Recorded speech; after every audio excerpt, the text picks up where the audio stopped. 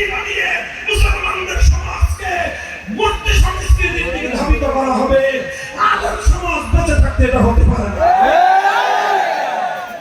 আমাদের উপরে খুব খেপলে, খুব আগান্বিত হলে, এত খেপলেন যে বলা যায় না।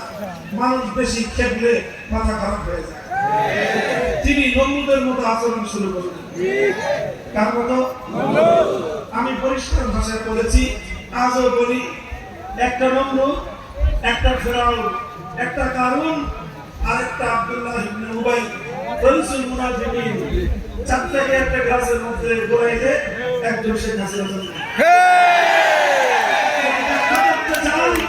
আমার কাছে একটা স্পষ্ট ব্যাখ্যা আছে, ব্যাখ্যা ছাড়া কথা বলি না, যুক্তি দিয়ে প্রমাণ দিয়ে আমি দেখাই দেব। ওনার প্রতি ব্যক্তিগত কোনো আক্রোশ আমার নাই, ব্যক্তিগত কোনো ক্ষোভ রাগ অনুরাগ থেকে আমি বলছি না কথা, কিন্তু উনি তাওহীদ এবং শিরকের প্রশ্নে উনি শিরকের পক্ষ নিয়েছেন, আমরা তাওহীদের পক্ষ নিয়েছি।